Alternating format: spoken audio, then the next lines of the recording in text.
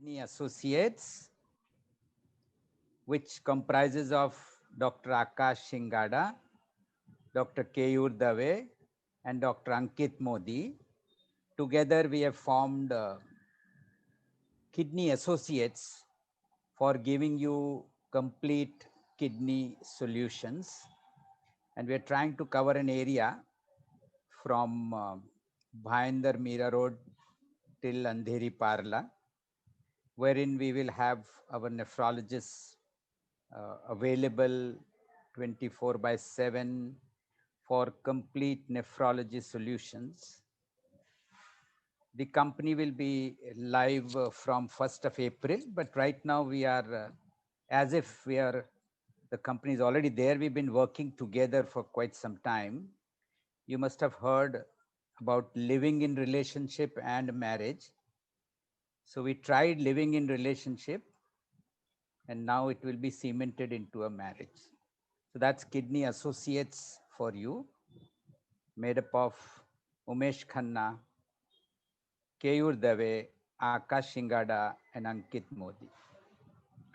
Now, this Kidney Associates is, of course, like any other nephrology based consultancy service, both OPD and indoor at different areas um, in the suburb which I was mentioning.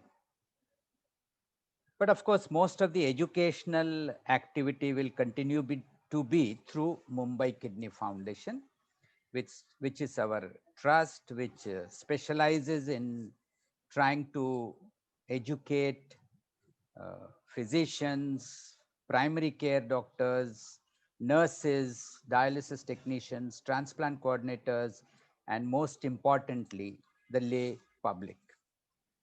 March is an important month for us because the World Kidney Day falls in this month. And second Thursday of March is always all over the world as World Kidney Day.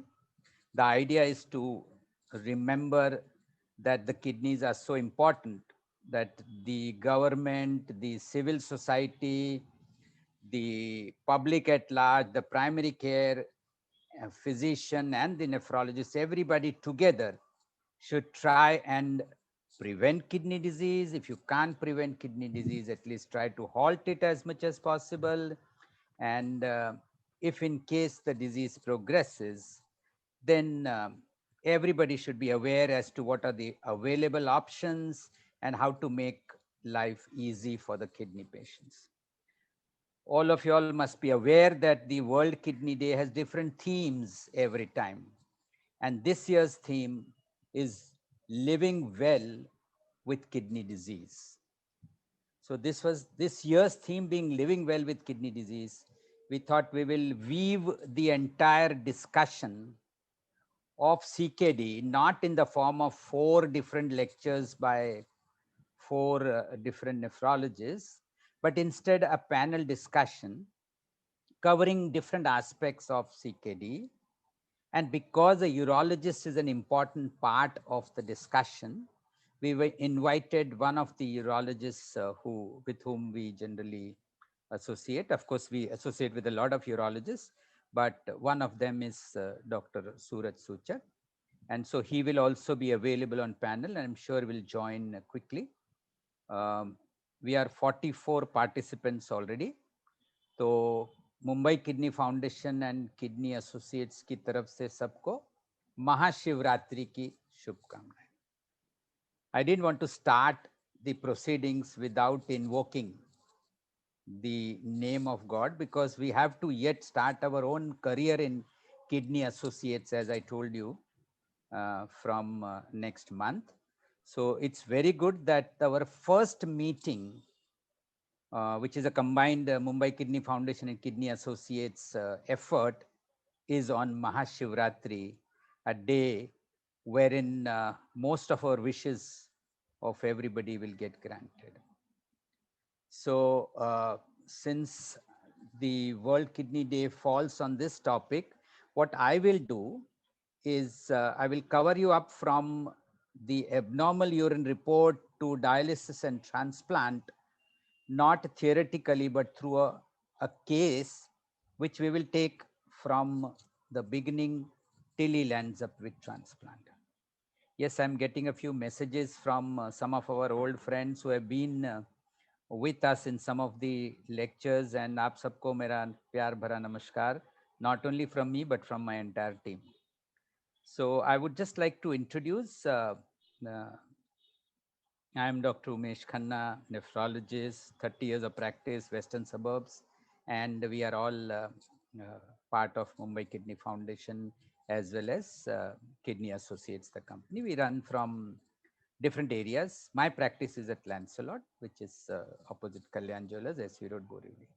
Dr. Keyur Dave is a consultant nephrologist from Jaslok Hospital, Bharti Arogya Nidhi, Nanavati Hospital, and in our area, he is at multiple places from Andheri Criticare, Nama Hospital, Suchak, Sanjeevni, Tunga Hospital, and predominantly working in this area.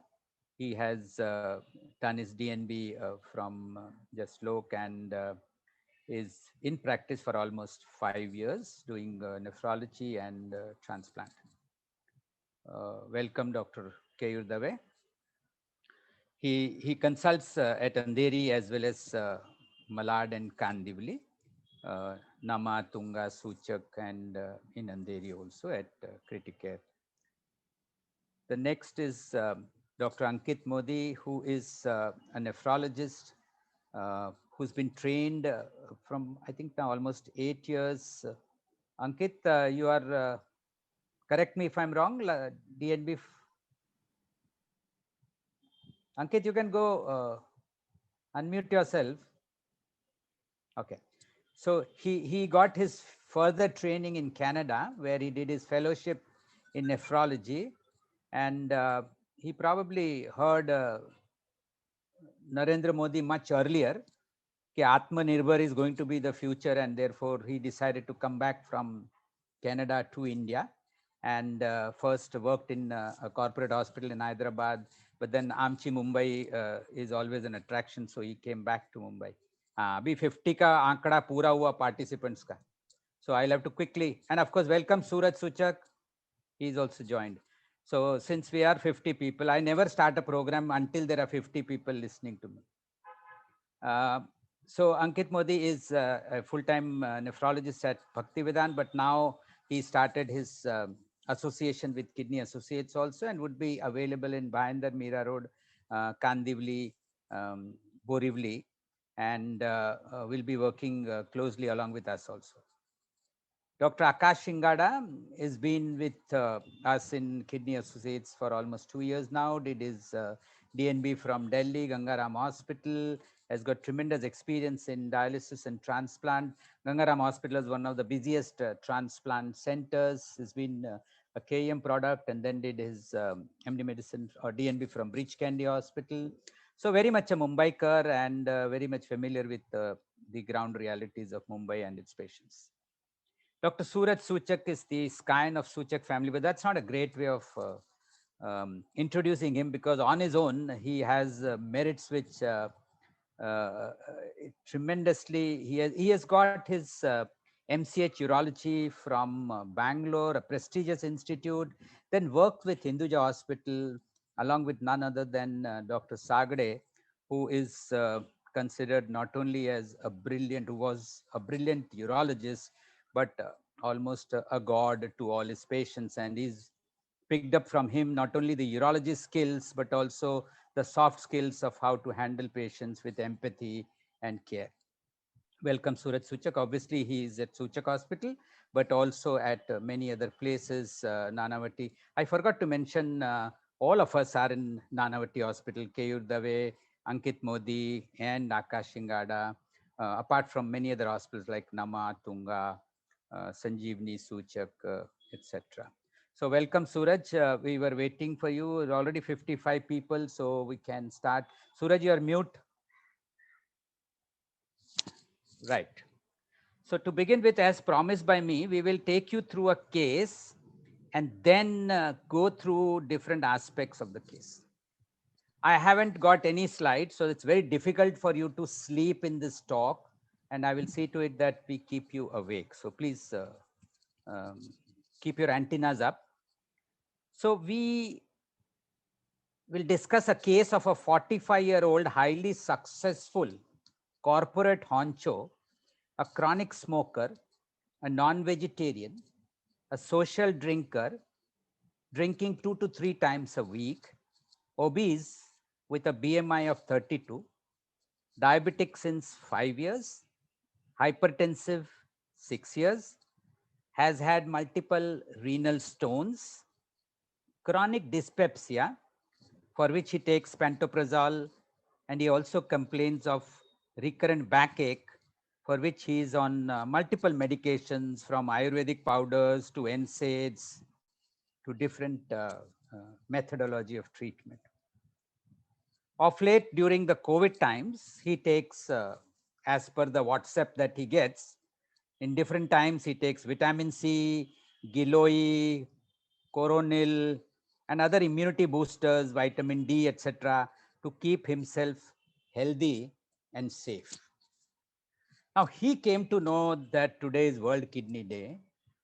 And he said, now I want a huge amount of money. He played in the stock market also. He has now lots of money. And he decided that the theme is living well with kidney disease. So he approached us that I want to live well with kidney disease. I want to live well. What can be done? I don't want a kidney disease. I don't want heart attacks and all that. So when he came to me, I said, see, all of us want to go to heaven, but nobody wants to die. And if you want to go to heaven, one of the pre-requirements is that you have to die.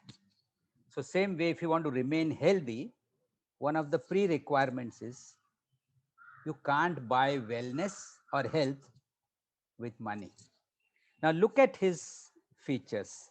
He's 45-year-old in the prime of his life, has 2 kids, but he has climbed the ladder so fast that he's earned a huge amount of money. And along with that, he's earned a lot of weight, diabetes, high blood pressure. Obviously for parties 2 to 3 times a week for his business, he drinks, and along with drinks, he eats a lot of chakna. He smokes because along with that, you need to smoke. And all this can cause dyspepsia, you all know. Being obese, you can have multiple stones. Being obese, you'll have gallstones also. Kidneys are not the only ones which are affected. And that also can give a lot of dyspepsia. So he will pop in a lot of pills, including pantoprazole, etc. And then sitting on the computer to earn money, he obviously has a lot of backache, and then he has to pop in a lot of pills for that. So this is the story, and he wants to live well and buy. He says, don't worry about the money. I have enough money. You just make me very healthy, allow me to live for 100 years to use that money that I have earned. So let's see how 4 of us, 5 of us rather, try to keep him healthy. So first, let me start with who is the senior most. I think Ankit is the senior most. Ankit, you think he's liable to remain healthy all his life, or he's likely to have some issues? Do you think there are many issues in him which can make him prone to a lot of problems, and more importantly, kidney problems? You are mute.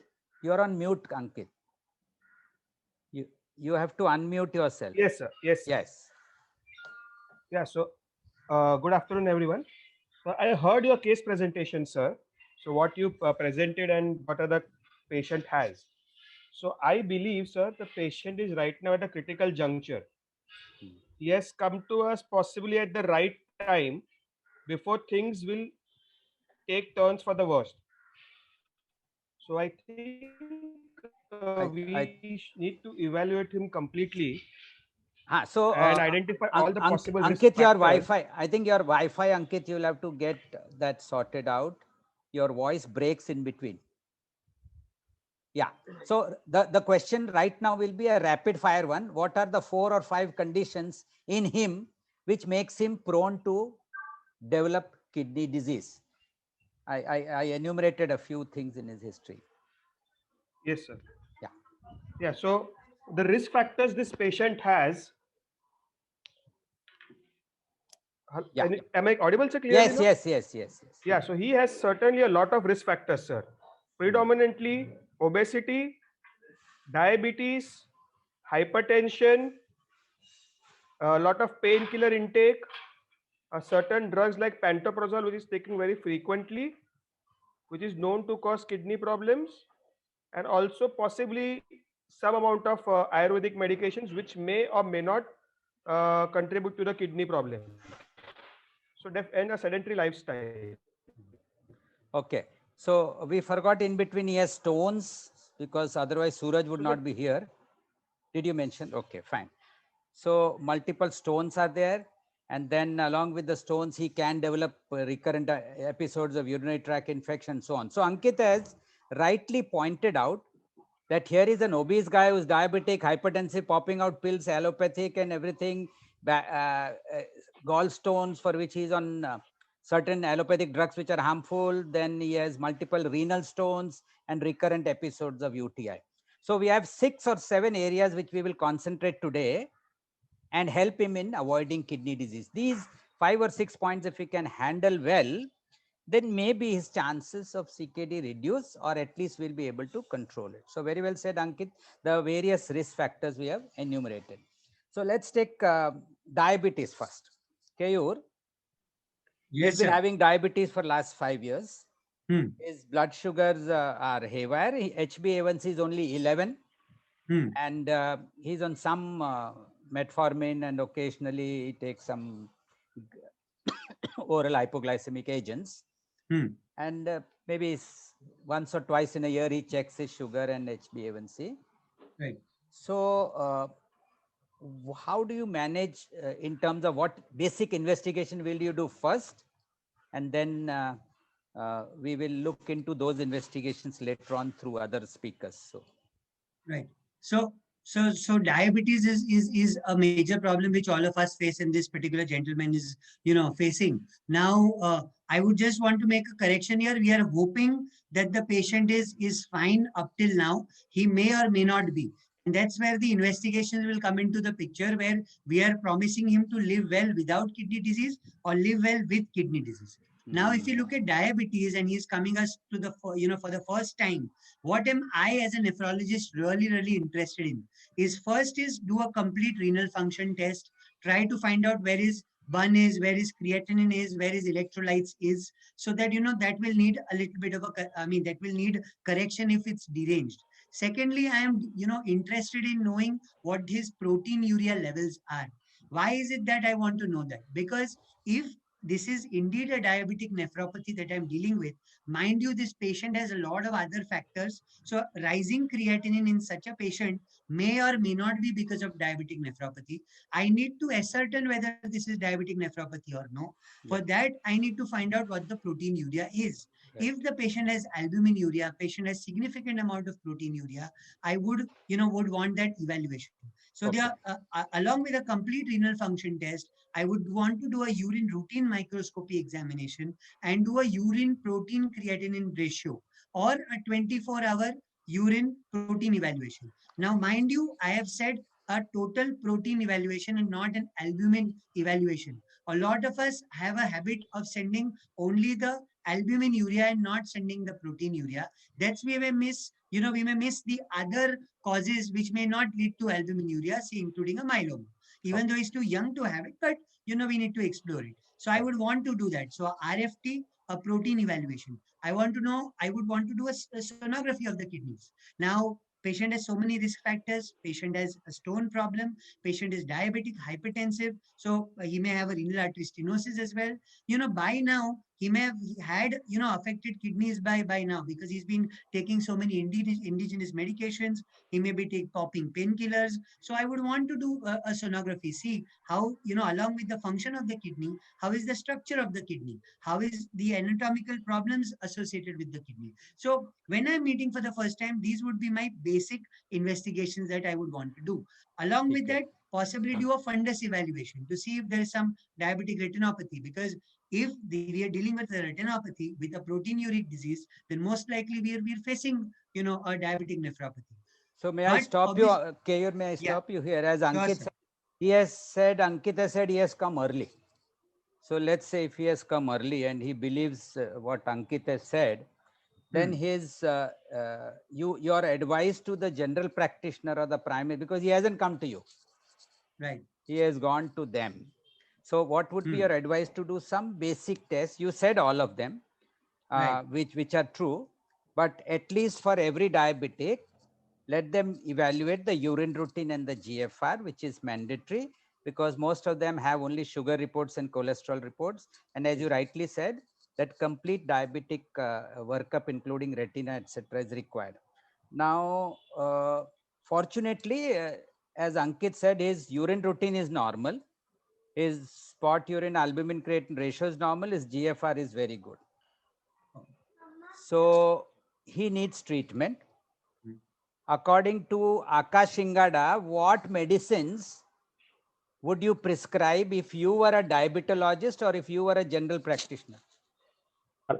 Can I reconfirm his urine proteinuria is normal? Everything normal. He has only sugars which are abnormal. His HbA1c is 11.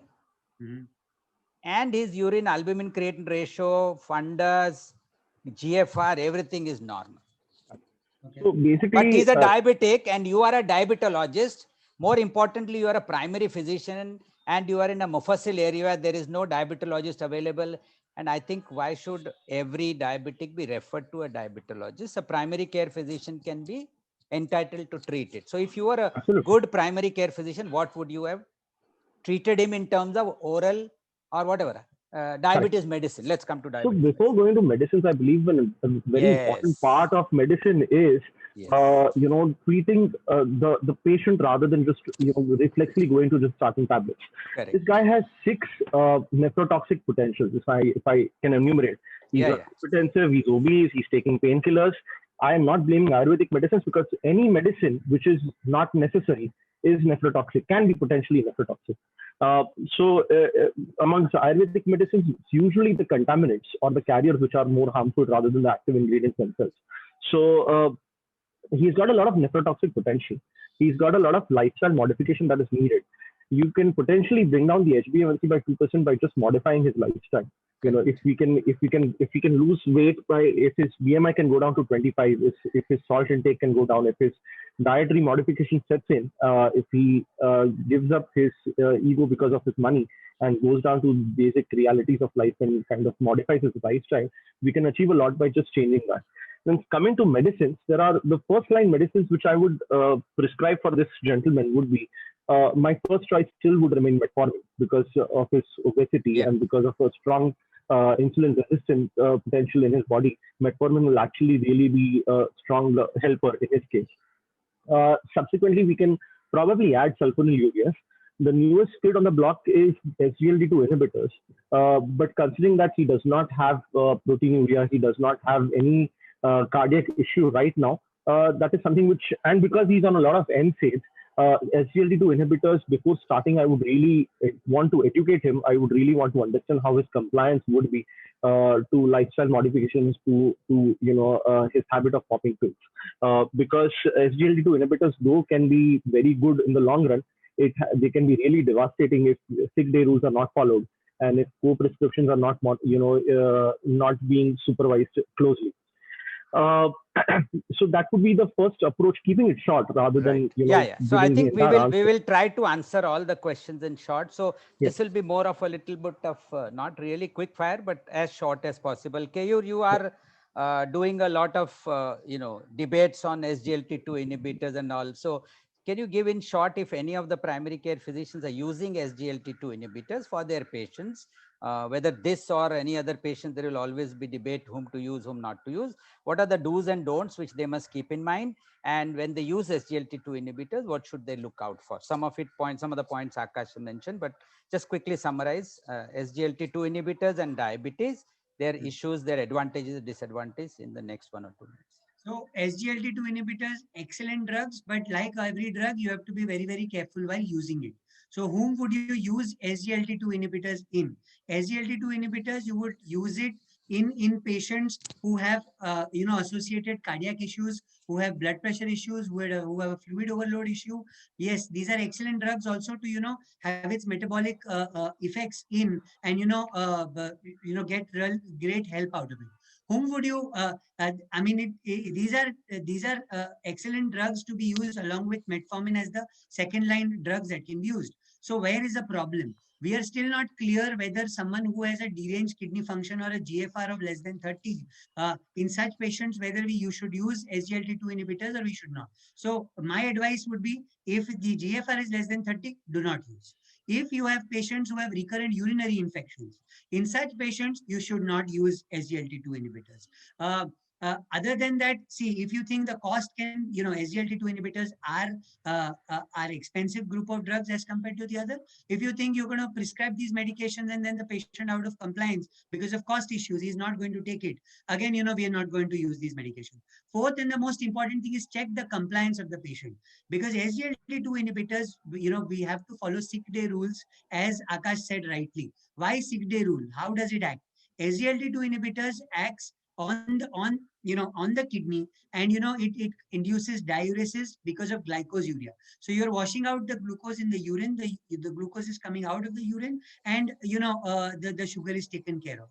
Now if the patient is not compliant, so what happens is he's not going to report to you periodically. He may harbor a urine infection because of the glycosuria, and then you will end up with a severe case of urosepsis because the patient has gone unmonitored. If the patient has ACE inhibitors going on along with SGLT2 inhibitors.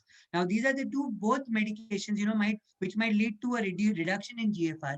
And if someone has a borderline creatinine function or a borderline GFR, in such patients, the GFR might just, might reduce, and, we might face a situation where the creatinine shot up. So patient who is not very compliant, first you ensure that the patient is compliant, and then the SGLT2 inhibitors can be prescribed.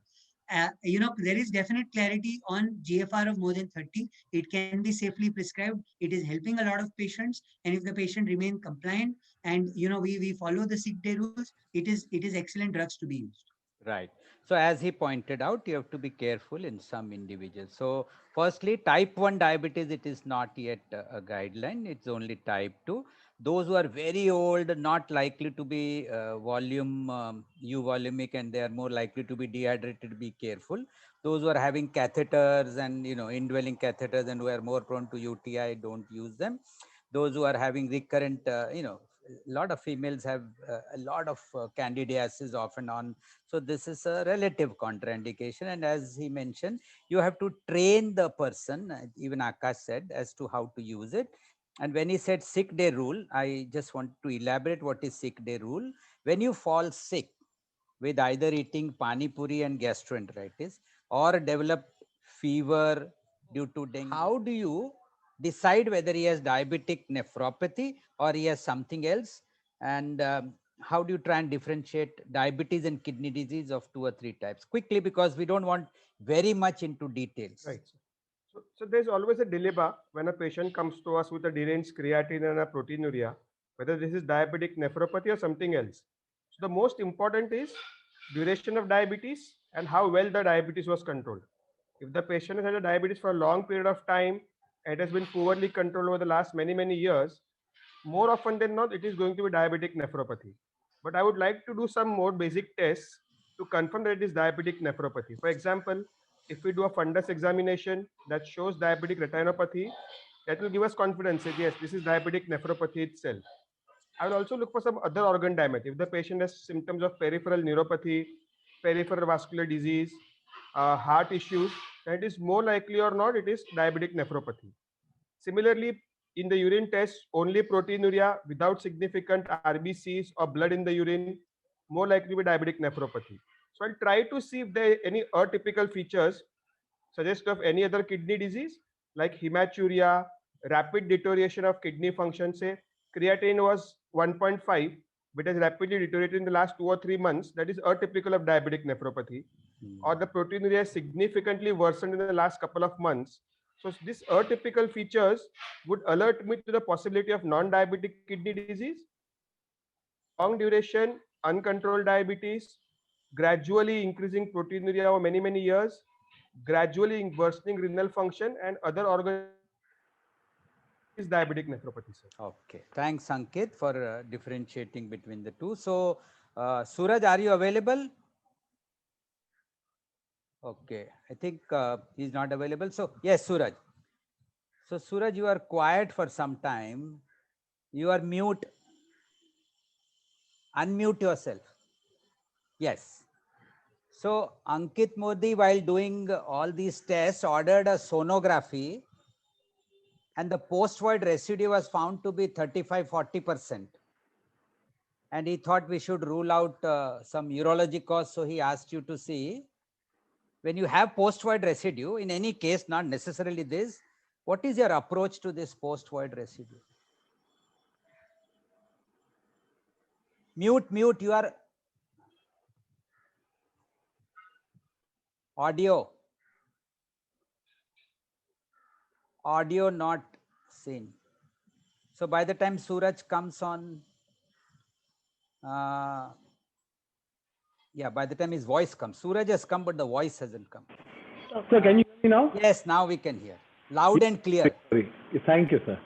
So my first approach when I see a post-void residue would be to think what was the pre-void volume, because sometimes these elderly people, they are waiting in line for sonography and they drink a lot of water, 1.5 liters sometimes, and their bladder gets over distended.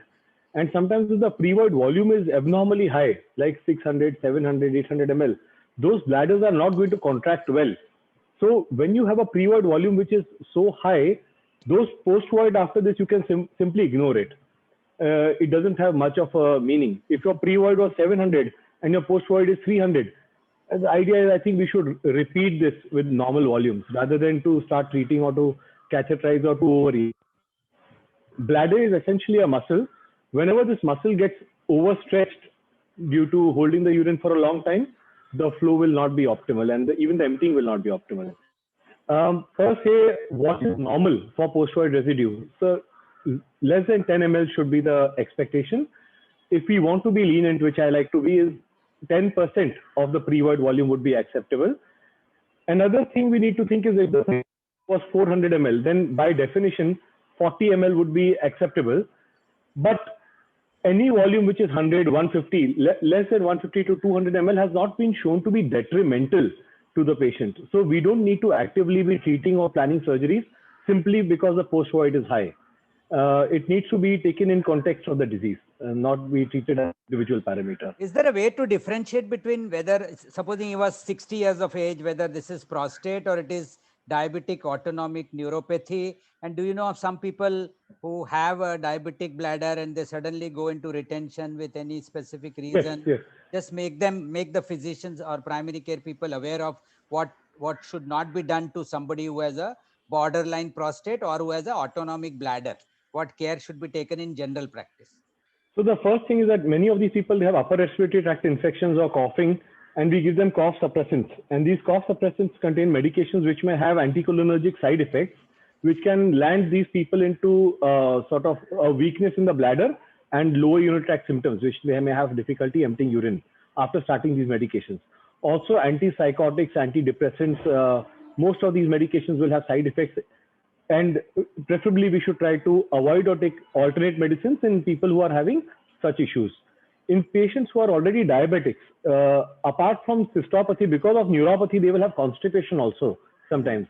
And this constipation is a predominant reason for lower urinary tract symptoms. There is an entity called as bowel bladder dysfunction. So in this, the essence is that you correct the bowel, the bladder will correct by itself. You don't need to actively get behind the bladder. Just correct the bowel, get his motions normal, treat his constipation, his urinary tract symptoms will respond. Constipation is one of the most common causes of precipitated retention in elderly. So we must avoid constipation, give them some medications or fibers or things like that. Yes, sir. So very rightly said, and you see a lot of diabetologists prescribing for neuropathy a lot of antidepressant drugs, and this is important for primary care physician people to understand. We used to give gabapentin, then they started adding nortriptyline to it. So you have gabapentin NT, pregab NT, maxgelin NT. These are all antidepressant, and these triptylines, they have a tendency to cause retention. And as he said that in elderly people, many times, if they are diabetic bladder, you make them drink a lot of water before sonography, and that if he was able to at least void and manage with 100 ml post-void residue, suddenly has about 500-600 post-void residue. His bladder is weak and he's unable to manage it. So very well said. Akash, yeah, Suraj wants to So add. just one point, Yeah. because there are so many general practitioners and sonography is Yes. a common test. I would just like to give share the instructions that I usually give to avoid this kind of a situation from arising. I ask the patients to start drinking water 3 hours prior to the appointment. So if our appointment is at 11 o'clock, we start drinking water at 8 o'clock. You should start drinking 1 glass every half an hour to 45 minutes and not more than that. Pass urine 2 hours prior to your appointment time. So if your appointment is at 11, please pass urine at 9 o'clock and then go to the sonography center. Automatically in the next 2 hours, you will have a bladder which is sufficient for you to be examined. If at that time your bladder is not full and the sonologist will tell you, please drink, do not drink more. Drink 1 glass every half an hour to 45 minutes and wait until the bladder is sufficiently full. That's it. Okay, good. So Akash, this patient has no symptoms whatsoever, and you happen to do urine routine because it's important and because somebody else has not done it. So urine routine showed 20 to 30 pus cells, but he has absolutely no symptoms. He's around 60 years of age. What is your approach to those pus cells which you have seen in the urine? So there can be many reasons for the pus to be there. One of the commonest reasons in his case would be drug-induced interstitial nephritis also. Like for example, let us first define what this pus is in urine is. It's basically pyuria. Now, pyuria, the commonest cause is infection, no doubt about it. But just because pyuria is there, you should not label this patient as having a UTI. It is quite commonly in my OPD, I see the patient coming with a complaint of UTI. I ask them what the complaint is, and more often than not, they just tell me that my urine shows pus cells. They usually don't have symptoms because we get referred to difficult cases of pus in urine. And more often than not, these patients have received multiple antibiotics when they don't need to be treated with antibiotics. Now, the causes of pyuria, the commonest is infection, which I just told you about. The other common causes of pyuria would be drugs like painkillers, certain indigenous medicines, some contaminants, bhasma containing some heavy metals. This can injure the kidney and can lead to leakage of pus cells in the urine. This is quite often not going to respond by giving antibiotics. Another common cause of pyuria is an incompletely treated or a partially treated urine infection, where the antibiotics were given for a short period of time, half-heartedly, where the urine symptoms have gone down, but the pus cells in urine have not disappeared. Quite often, after a severe episode of UTI, for example, a pyelonephritis, also some patients can have persisting pyuria. Some patients with stone disease can have pyuria. Some patients with DJ stent inside the kidney will have pus cells in the urine, which need not be treated actually. So if I have a patient who comes with pyuria, I'll get him evaluated with a history first, and subsequently by a sonography to see if there is any anatomical defect, and a urine culture. Even if he has a urine culture which is positive, if he has no symptoms, more often than not, this would be asymptomatic bacteriuria. But the only condition where asymptomatic bacteriuria requires treatment is if you are pregnant, because that is the only place where significant episodes of pyelonephritis or preterm labor have been documented. No other condition, including post-kidney transplant, including preceding any orthosurgery, is of asymptomatic bacteriuria which requires treatment. There has been some debate that old patients who are planning to undergo a urological surgery should be treated. But even there's a lot of debate over there whether this would actually benefit with treatment or not. So So to keep it short, I would say that I would not treat pyuria if the patient has no symptoms. So Akash is saying, don't treat the report, you treat the patient. That's it. And we have a tendency to treating the report. So Keyur, diabetes, so we all try to manage him together to try and bring down his HbA1c. But he has blood pressure 180 by 110 when he first reached you. And apart from diabetes treatment, how will you advise him about his blood pressure care? Because that's the other reason for his kidneys to start worsening. Right. So right now we'll divide into 2-3 things. One is his non-pharmacological treatment and method of measuring at home, things like that. and your first choice of drug. And then we'll go on to some other people to talk about little bit of hypertension control. Yeah. Right. So I think, sir, a nephrologist is the best person to talk about that, because a lot of people believe that cardiologists, this issue of patient having a wild coat hypertension or in hospital hypertension, where he would always claim that at home I get a normal reading, but here it's high. So a 24-hour ambulatory BP monitoring would solve all our problems. That would also tell us whether the patient has an isolated systolic hypertension, isolated diastolic hypertension, whether it's a nocturnal hypertension. So all of these problems would get solved. It's very easy now. You have a lot of drug companies helping us with 24-hour ambulatory BP monitorings, and it's simple to get a 24-hour ambulatory BP monitoring. So my suggestion to every family physician, if they if they can, a 24-hour ambulatory BP monitoring would be good. What is the best way they tackle with? See, the most, take the best of three. Take three readings consecutively, and then take the best of three, and then decide whether that the BP monitoring or even an average should suffice. So digital monitors right now should be the best ones as far as monitoring is concerned. In fact, now more and more hospitals have also quit the mercury ones. They're either using the aneroid ones or they're using the digital ACE inhibitors. ARBs should be your first choice. Now, once and for all, I want to clear the confusion here. If the patient is proteinuric and along with that is hypertensive, then the first choice should be ACE inhibitors, ARBs. But from a personal point of view, if the GFR is less than 30, I will be apprehensive to start with ACE inhibitors, ARBs. Then I would go on to the other drugs. So now newer calcium channel blockers are equally good as far as proteinuria is control, control is also concerned. So my choice would be either ACE inhibitors, ARBs, or the newer calcium channel blockers. Oh. If the patient is not proteinuric, then I could use any, be it calcium channel blockers, ACE inhibitors, ARBs, beta blockers, or the alpha blockers. So there is not a choice. But if it's Oh. proteinuric, then ACE inhibitors, ARBs would be my first choice. Thanks, Keyur. Ankit, you will have to take it from there.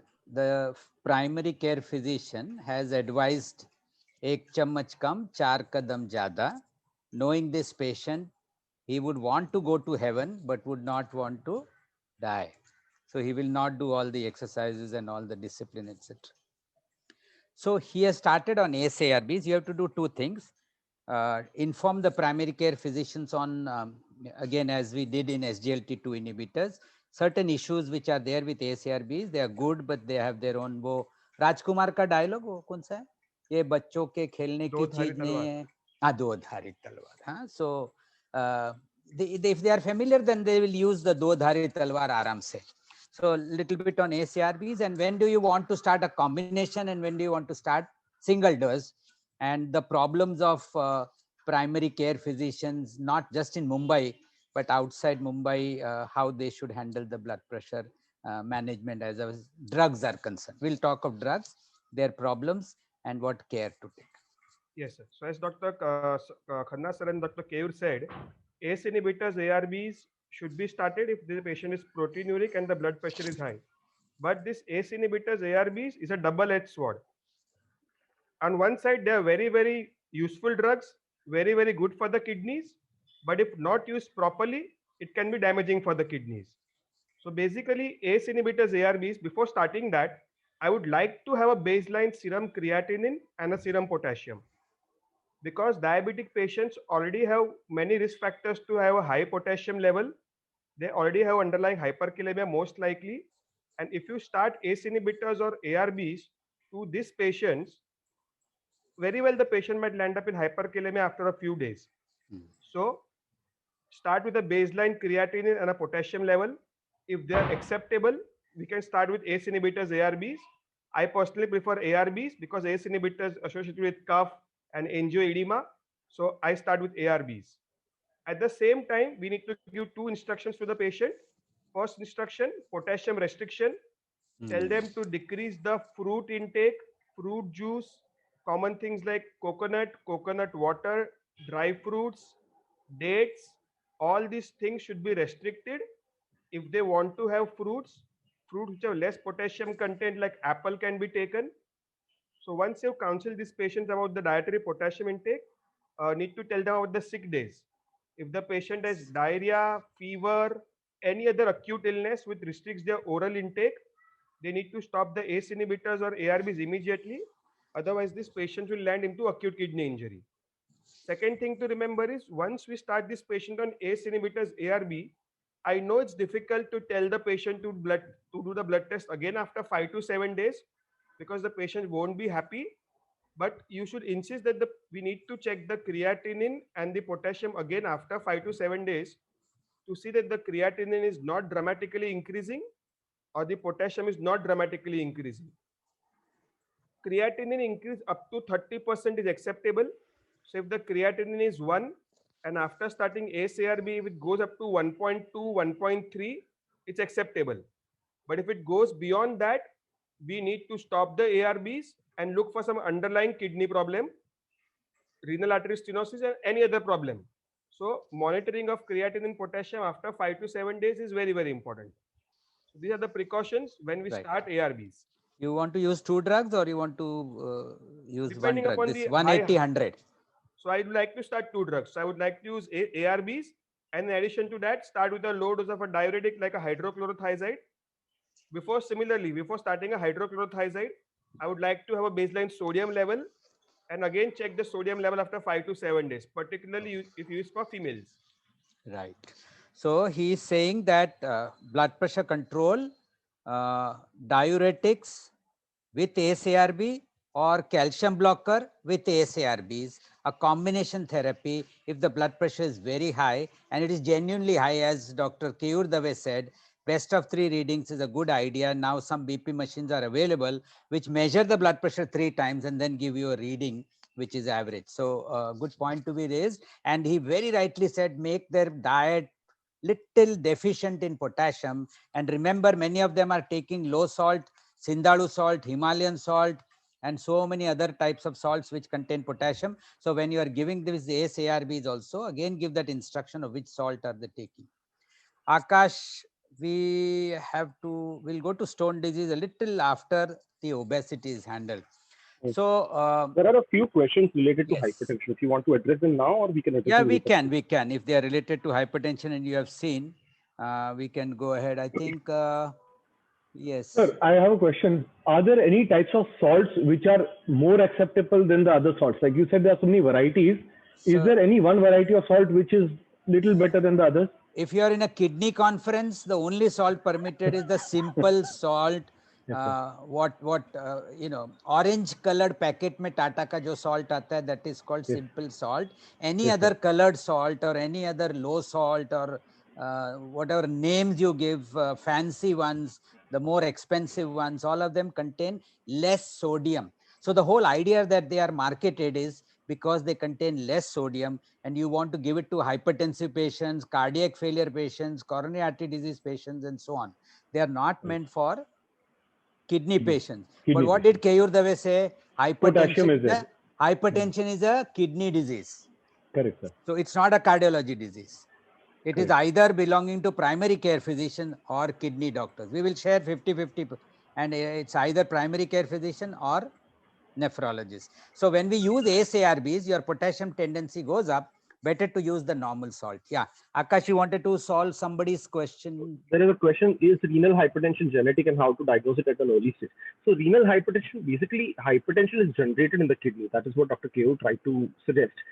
Asians particularly have a very, they have something called a salt-sensitive hypertension. They can't handle the sodium load very well, and our part of the world consumes very high salt diet. I tried and calculated my household sodium intake per day, which is quite restricted in sodium, and I found out that I was consuming more than 10 to 12 grams per day. Wow. This was approximately 6 months ago.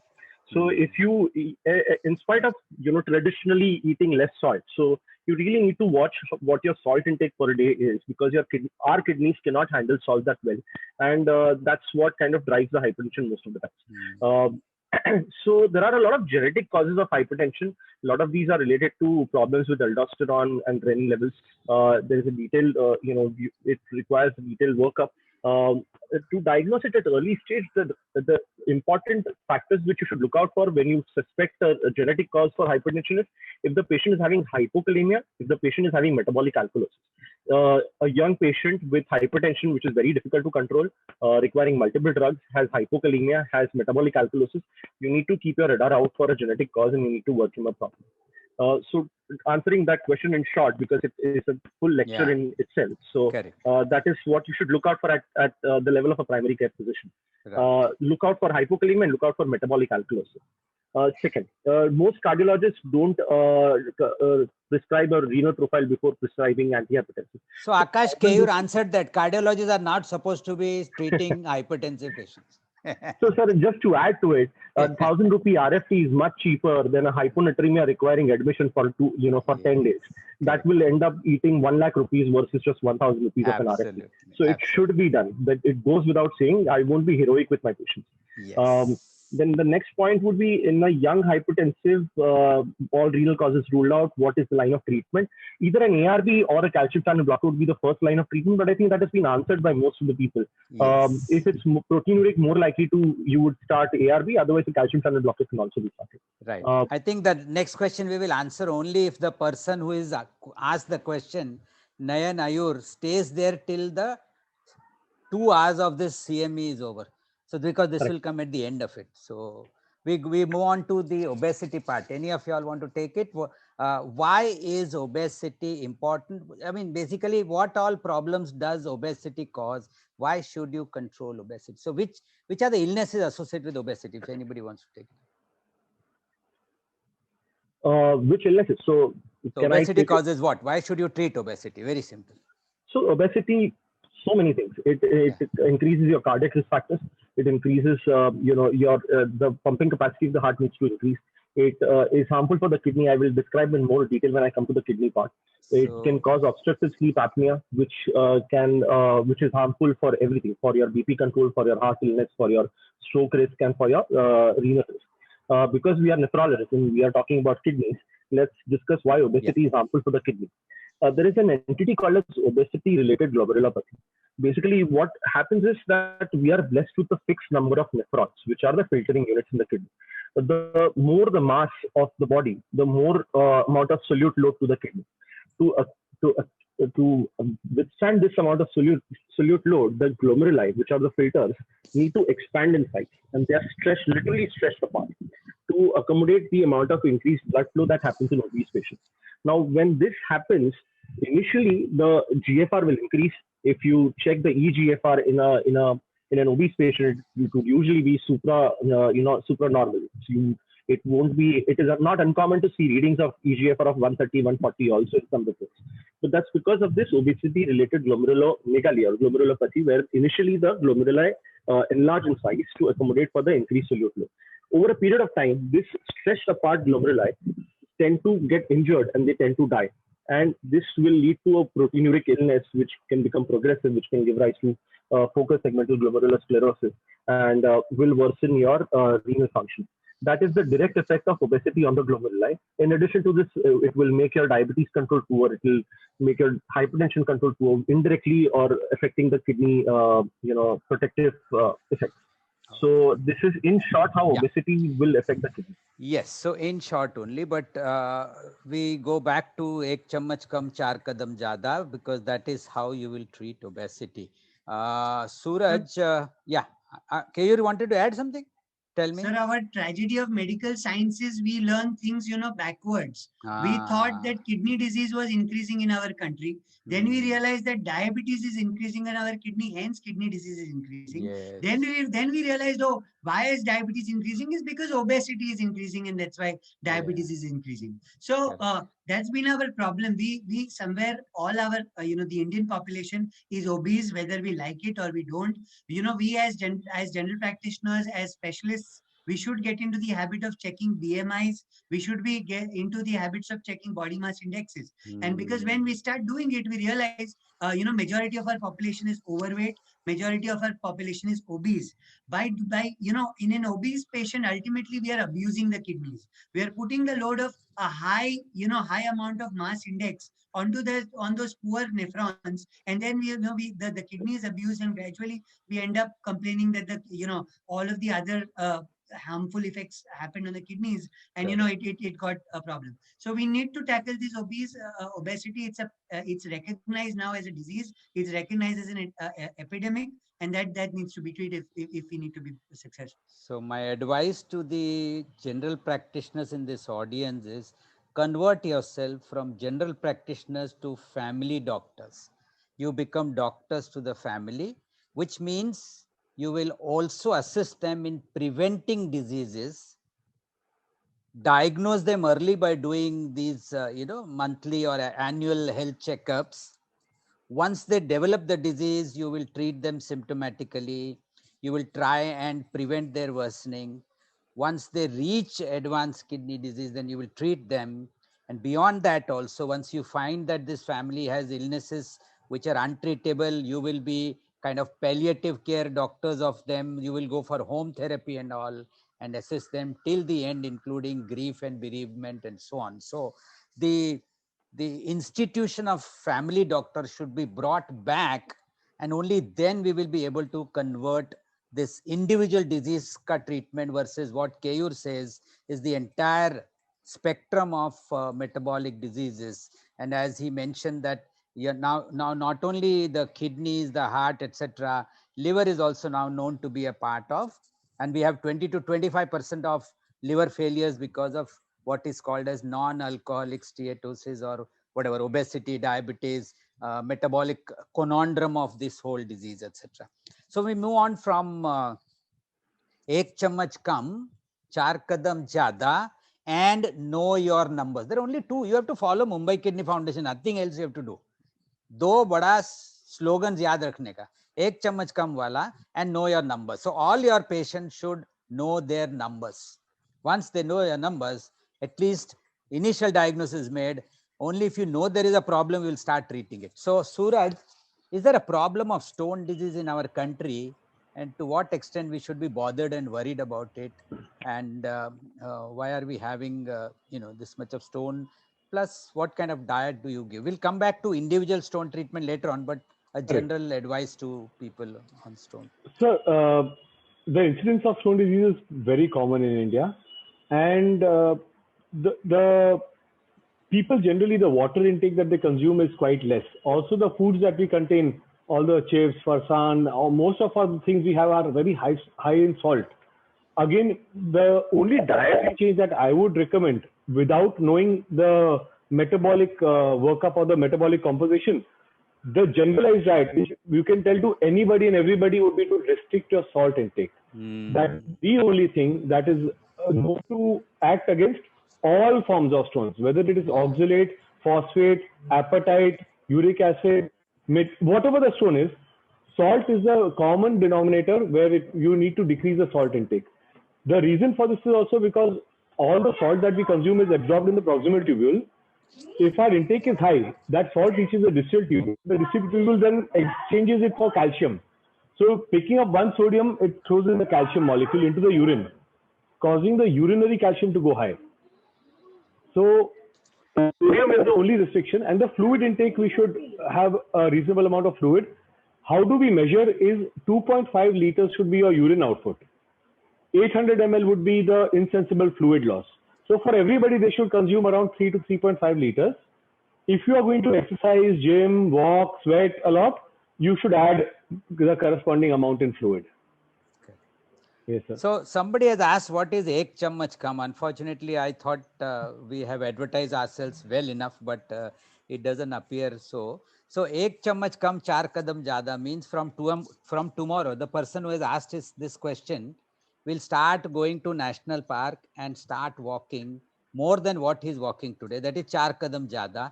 And he goes home today and makes his family reduce their salt, oil, and sugar by 30%. That is ek chammach kam. It's just a slogan telling you that you must reduce your salt, oil, and sugar consumption. And we are saying 30% reduction is a good way to begin with. In fact, just to tell you that all over the world now this campaign is going on, and most advanced countries, especially UK, I don't say, I mean, I must temper my word, they are not very advanced, but UK is a country where they started this campaign of salt restriction, and abhi unka wafers and chivdas or whatever their standard fast food which bacha log eat is less salt by 20%, and every year they reduce by 5%. Nobody has come to know ke salt kam kar diya. So that was the answer to somebody's question. Yeah. So Suraj, this recurrence chances kitna rehta hai of these stones in general, and once a stone likely that he's going to form stones, and what simple tests would you advise them to? Sir, there is a simple test called as urinary stone profile. In Bombay, it is done only in Metropolis lab. I think even Hinduja has a metabolic profile. There are only 2 labs which are doing metabolic profile. Okay. So they measure the urinary oxalate, calcium, uric acid, phosphate, sodium, magnesium, all these factors to see whether there is any underlying predisposition for any individual to form stones. In the Okay. absence of a predisposition, if they have adequate fluid intake and restrict their salt intake, most people should not form stones. So So what about non-veg food? Is it permitted? I mean, even if you're not a follower of Modi, Yes, sir. then still So non-veg is to be restricted? 1 gram per kilogram is what you are allowed, and most people who eat non-veg do not eat more than that. 1 gram per kilogram. So if you are 70-75 kgs, our regular Indian diet is usually highly deficient in proteins. So even if you eat non-veg once or twice or thrice a week, it should not cause any problems in stones. Yeah, it should. Okay. There's no restriction. There's no restriction. Not much. Okay. So Ankit, we are now moving on from diabetes, hypertension, obesity, and stone disease. We will come to Suraj when we are discussing individual stones if we have the time. To the allopathic drugs which people take, and which normal drug nephrotoxicity have you seen, common drugs which they have to be careful about when they see in their practice? Which are the common Yes, sir. drugs which you come across? The first and the foremost practice. is the non-steroidal anti-inflammatory drugs, Combiflam, Brufen, Voveron, Nice Gel, and even the selective COX inhibitors like celecopics and racocopips, they need to be used very, very carefully in patients with renal issues. Like if the creatinine is slightly elevated, better to avoid NSAIDs because it may cause a lot of problems like hypertension worsening, creatinine increasing, hyperkalemia, and all those things. So NSAIDs have to be used very, very carefully, particularly when there's a kidney problem. Second drugs which have been of late been in focus is the proton pump inhibitors, pantoprazole, esomeprazole. So they have 2 types of toxicity. They can cause acute kidney problems also by causing acute interstitial nephritis, but that is very, very rare, rarely encountered. But the main problem is avoid long-term unjustified use of PPIs. We generally add pan de do, rabiprazole de do, but if it is not indicated, the patient does not have dyspepsia, better to avoid this PPIs because it has been shown in multiple meta-analyses that long-term use of proton pump inhibitors can cause chronic kidney disease. So avoid if not indicated. Okay. Other drugs, antibiotics, aminoglycosides, all those drugs can be nephrotoxic. So I would like to be very careful by using those drugs. Vancomycin, which can cause nephrotoxicity, some antifungals which are not generally based in hospital use, but amphotericin B can cause nephrotoxicity. So these are the Common ones. drugs which can predispose to nephrotoxicity. Yeah. So we need to be very, very careful while using these drugs. Akash, some of these people use a lot of vitamin D and vitamin C during these COVID times. Do you think sometimes you can have problems with these Absolutely. vitamin C, vitamin D, etc.? Vitamin C overload can cause oxalate stones. I have also seen oxalate nephropathy also. A kidney biopsy for a patient who was taking badam. There was a politician who had come to us. He used to take 250 grams of badam every day and vitamin C tablets. And he had come to us with a creatinine of 10. The biopsy only showed oxalate crystals in the tubules. He recovered completely. And so a lot of excess of anything is not good. Anything in moderation, anything which is justified is good. Vitamin D overdose can cause hypercalcemia, which can be very difficult to control.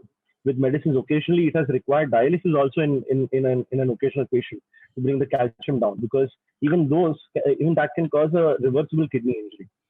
So just to add to this, we need to look at the kidney disease spectrum with a single concept in mind. It is the number of nephrons in the kidney which are extremely important. You don't need we are blessed with 10 lakh nephrons in both the kidneys. We don't need 20 lakh nephrons to keep our creatinine normal. There is a critical point where the capacity of each nephrons to compensate for the loss of other kidney will be overcome, and your creatinine will start going up. Every insult in the life of a patient leads to some loss of nephron number or nephron mass, which ultimately will kind of impact his overall kidney survival. So 5 tablets of NSAIDs will not cause your creatinine to go from 1.5 to 10, but it does contribute in the spectrum of illness, and does cause some amount of damage at that particular point of time. So Suraj was talking of stones and diet, and I was going through some papers on how oxalate stones, these people, if they consume, there are some people who consume 20 cups of tea, and some of them are so fond of this black tea that they keep drinking a whole lot of tea. So tea and um, chocolates, yeah, if you combine a lot of chocolates and tea, they are very good if consumed in moderate quantities. But I think if you have more, you can pass it on to any of us. We would relish the chocolates which you have, but if you have oxalate stones, be careful about items which are otherwise considered good. They also can lead to, so there is a fruit called star fruit. I don't know whether it's consumed by people here. Again, if consumed in a lot of quantity, it can cause oxalosis or oxalate toxicity. So as Akash pointed out, these drugs, so we keep talking about drugs, allopathic or whatever, even in some cases, as somebody pointed out, that if you have, and we have a lot of Ayurvedic friends in this audience, and we've had this discussion when we discuss the kidney and Ayurvedic medications, that a lot of Ayurvedic drugs are good for certain illnesses. And if there are impurities, or if there are heavy metals which are used in a CKD patient in larger quantities, then there are problems. But otherwise, other than drugs, even food items can occasionally, in some patients, especially in CKD, one has to be careful and keep your antenna up or your eyes open. Keyur ka ungli upar gaya. Keyur wanted to ask something or make a comment? No, sir. So you were saying about oxalate. I've had a patient whom I had contemplated biopsy till the point that auntie came and told me that she was taking 20 cups of green tea every day. And because she had read that green tea will keep her healthy. And then the moment the green tea stopped, everything got normal. So we were supposed to become healthy by doing her biopsy and treating her for about a month of acute kidney injury. Instant she realized ke chai band kiya to sab theek ho gaya. So Keyur, you thought we will close at 1 hour, but the numbers have increased. There are more than 77 people now who have joined. So maybe we can continue for some more time. 90 minutes of discussion and then 30 minutes. Some questions are also lined up, and we'll come to it. Now, so this patient who was, what was his name? Amir Chand, that Amir Chand guy who was very rich and, wanting to buy wellness with his money. He eventually, as I said in the beginning, he couldn't do that Ek Chammach Kam business. So he landed up with a creatinine of 2.5 milligram %, proteinuria of about 2 to 2.5 grams, and reached Keyur Dave's clinic. Dr. Saab, abhi se main jara dhyan rakhega. So 2.5 milligram creatinine, potassium of 5.6. Any change in his, and of course swelling and other things. So, and do you want to change anything, or how frequently you want to manage, or what are the common symptoms you see in such patients? And just in short, a moderate renal failure. Does he have a mild kidney disease, or he has a significant amount of problem? Keyur, his creatinine is only 2.5. So, but his creatinine is only 2.5, but he's a young guy who is obese. In fact, if I would calculate his GFR, I mean, I don't remember his weight, but I mean, his GFR would come anywhere around 30s, if not that. So if GFR is around 30, then we are dealing with a CKD stage 4. So I don't think we can really take this lightly, even though numerically it looks like a small number. But you need, like Akash was saying, you don't need all the nephrons.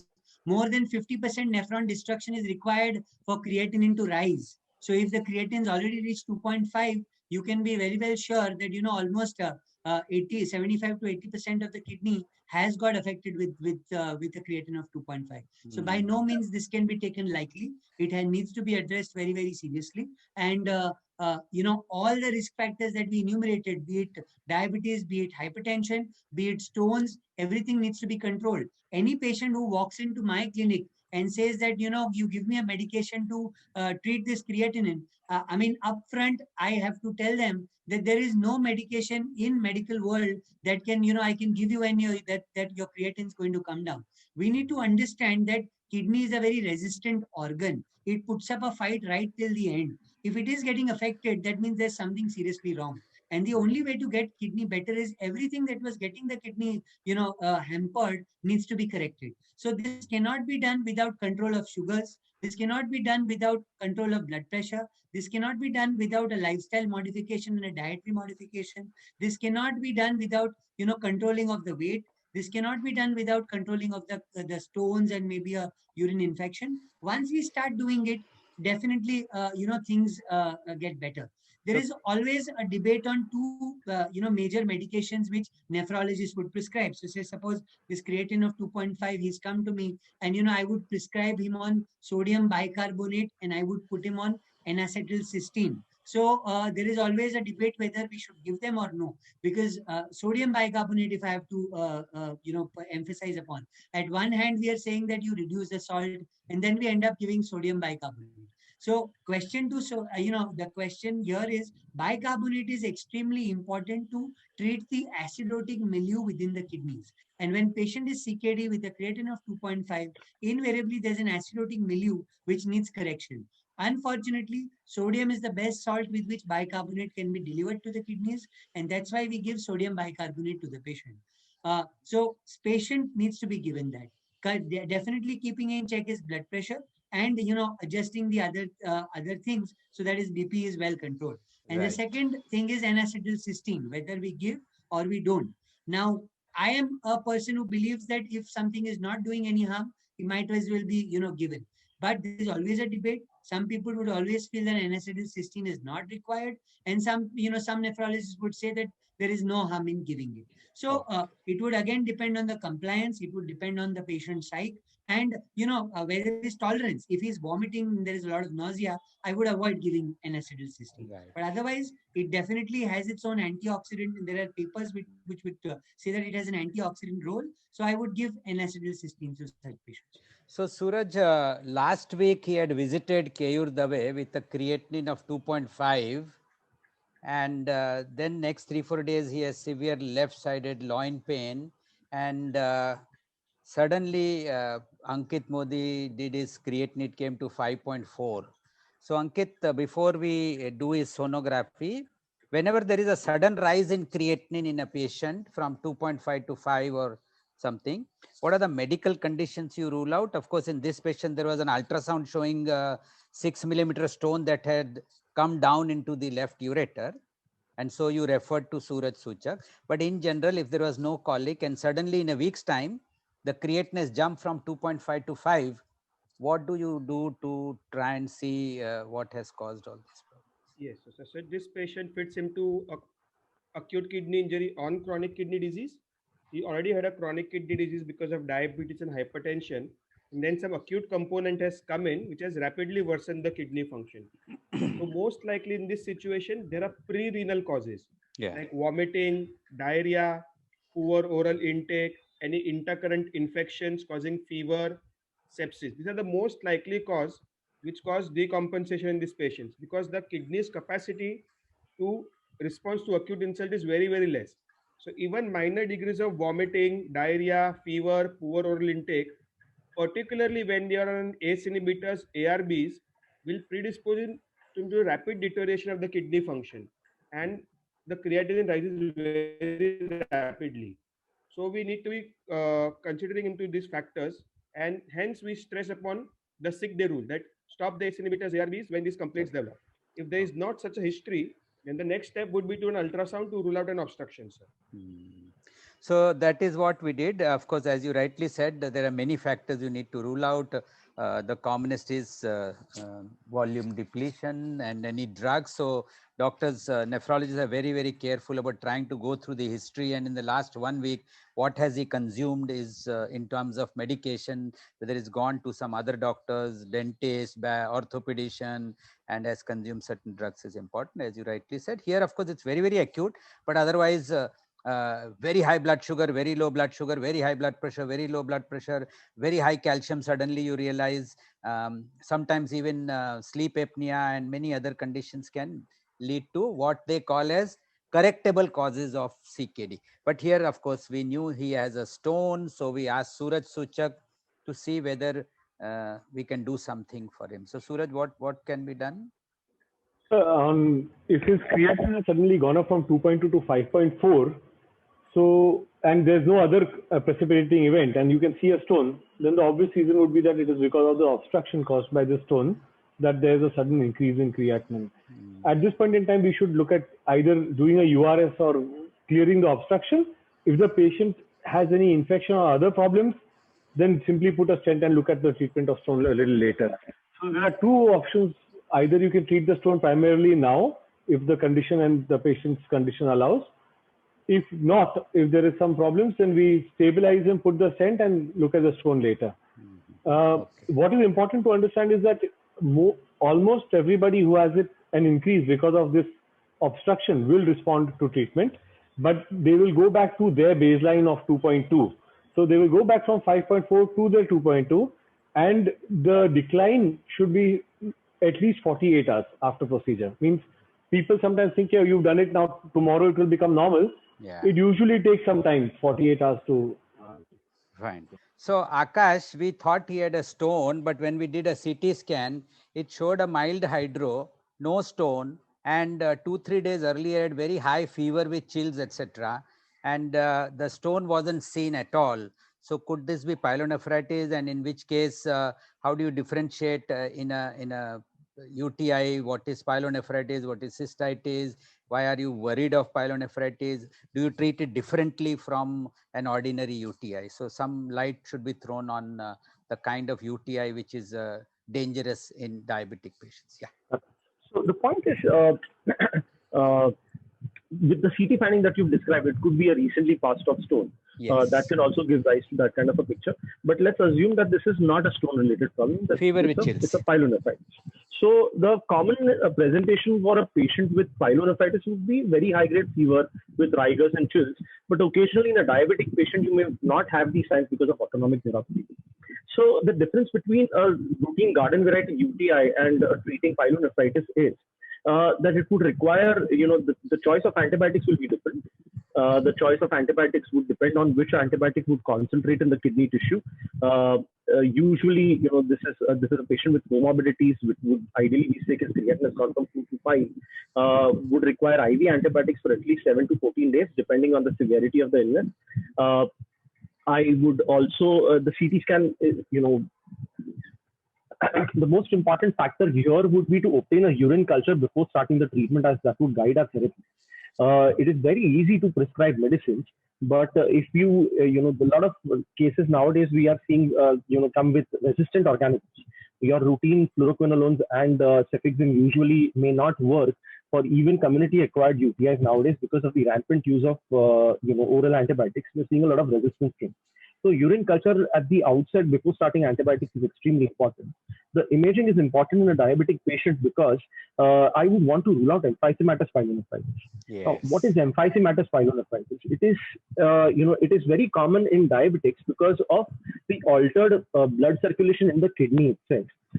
This, reduces the oxygen delivery to the renal tissue, leading to organisms which can, a fertile ground for organisms to thrive. These are gas-forming organisms which cause rapid destruction of the renal tissue. Emphysematous pyelonephritis untreated has a significant mortality, more than 80 to 90% mortality. Even with only antibiotics, the chances of success rates are just 30 to 40%. Usually, these patients would require some sort of intervention, either a Regis stent or a percutaneous drain, and in extreme cases may even require nephrectomy. So in a diabetic patient, a CT scan would be extremely important to rule out a complicated pyelonephritis. A routine pyelonephritis or an uncomplicated pyelonephritis can be treated with simply IV antibiotics for a period of 7 to 14 days, depending on the severity of the disease. Okay. So 2 or 3 more questions now before we try and open up the question, this thing. So Ankit and Keyur, you will have to handle this. His creatine after 6 months reached around 6.57 milligrams, and he's come to you, Dr. Watt, now, and he goes to his family physician also. So what are the preparatory things you would want to do, and you would want his family doctor also to know before he becomes symptomatic and you start his dialysis? Yes, sir. So there are two options right now. So either prepare him for dialysis or prepare him for a kidney transplant. So I think I'll talk about dialysis and I'll let Dr. Kev talk Okay, you about talk transplant. about transplant. Yeah. So this is a very critical and a sensitive situation for the patient and the family. We need to deal with this very, very carefully because transitioning to dialysis or going for a kidney transplant is a very, very big decision for the patient. So I would like to assess what the patient wants, what the patient's age is. So in this situation, if the patient is around 50 years, definitely kidney transplant is a better option. But considering an elderly patient or some any situation where kidney transplant is not possible, I would prepare him for dialysis. I'll tell him about various modalities of dialysis like hemodialysis or peritoneal dialysis. Pros and cons of hemodialysis, peritoneal dialysis, depending upon the choice of the patient, we can either go for HD or PD. If the patient is going towards HD, getting the vascular access done is the most vital part because vascular access in the terms of AV fistula takes around a couple of months to get ready. So we need to counsel the patient to get the AV fistula created. For that, we need to be very careful in preserving the veins of the hand, particularly the non-dominant hand. So example, no taking blood pressure on the left hand, no putting IV lines on the left hand, no unnecessary pricks on the left hand. So we need to preserve the left hand, get the Doppler done of the left hand to see what the size of the veins and the arteries are, and then appropriately refer the patient to a vascular surgeon or a urologist to get the AV fistula done. Theoretically, it has been recommended when the GFR is less than 30, refer the patient to a vascular access surgeon for a vascular access. But in our situation, we need to modify a bit because if we refer a patient at a GFR of 30, the patient is unlikely to come back. So 15 to 20 is the range where generally I tend to refer patients for an AV fistula, sir. If the patient wants peritoneal dialysis, then we can go in that direction. So one question to Akash before we move on to Keyur. So Keyur, this patient later on came to you that he wants to postpone his dialysis for some more time and he's feeling very weak, tired, his hemoglobin was 8. So you will have to see and tell our family physicians how to manage that hemoglobin of 8, which his report is showing. And Akash, we need to explain to the family physicians about the vaccinations of these patients, and we know nowadays a lot of people will ask you not only about the standard vaccination but what about COVID vaccine and so on. So something on vaccination for somebody whose creatinine has reached 5 or maybe even earlier. So whatever your thoughts on vaccination in CKD, so that the general practitioners also know about it. Dr. Kev, you want to start or should I go first? Okay, sir. More important. These are extremely important roles where a role of a family physician comes into the picture. That's why I want to put it. Be it, whether preserving the veins for fistula to be created in the future. Because one misconception which most people have is that creatine abhi sirf 2.5 hai, 3 hai. As Ankit rightly said, GFR once less than 30, we should be advising fistula. But even if we don't advise fistula, let us make adequate preparations that if fistula is needed in the future, we have veins preserved. Because unless we don't instruct the patient would never know that the veins need to be preserved, as far as that is concerned. Similarly, vaccinations should come early rather than late, because you don't want the patient to get a pneumonia, to patient to get an infection, and then the kidneys deteriorating. So if you can prevent infection early, then the deterioration of the kidney function also can be prevented pretty early. So this situation may not arise where he may land up onto dialysis also. So So one of you all in talk of primary, vaccine, one of you all talk of anemia. Whoever wants to take it. sure. Akash, go ahead with vaccine. Possibly I'll talk with anemia. So basically, nowadays it's been recommended that any high-risk patient, high-risk patients would indicate somebody with, with a heart disease, with an LV function of say 30%, anybody with kidney disease, anybody who's old, older than 60 years. It's been recommended that pneumococcal vaccine should be given because these patients would tend to develop a more severe illness. So amongst the pneumococcal vaccine, usually the Prevnar 13 vaccine is what we usually give it once in a lifetime. Pneumococcal 23 vaccine can be given once every 5 years. This would help in preventing a severe pneumonia or a lower respiratory tract infection. It will also, if suppose the creatinine is say 3, any acute illness can cause a rapid worsening of renal function.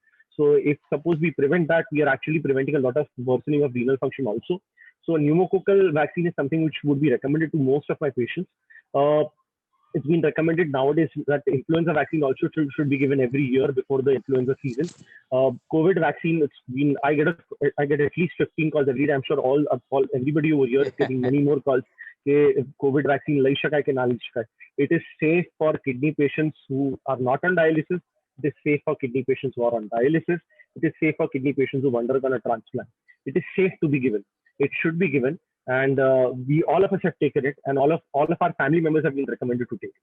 So it should be safe, and a lot of our headache would also go down if family physicians also start advising this, because you can quote us that all four of us have advised that the COVID vaccine can be given to kidney patients. The most important vaccine for a kidney patient who is nearing the end of his kidney life is hepatitis B vaccine. Because ultimately, when he ends up on hemodialysis, he's going to be his blood is going to be exposed to external environment. To avoid infection with hepatitis B, this needs to be started early in the course of kidney disease, and usually the amount of dose is double that you would give in a non-kidney patient, because the immunogenicity is quite poor in renal patients. The renal patients have a poor cell-mediated immunity. So for them to mount an adequate immune response, usually double dose of hepatitis B vaccine needs to be given. And the schedule is usually day 0, at 1 month, at 2 months, and at 6 months. For a non-kidney patient, it's usually 0, 1, 6.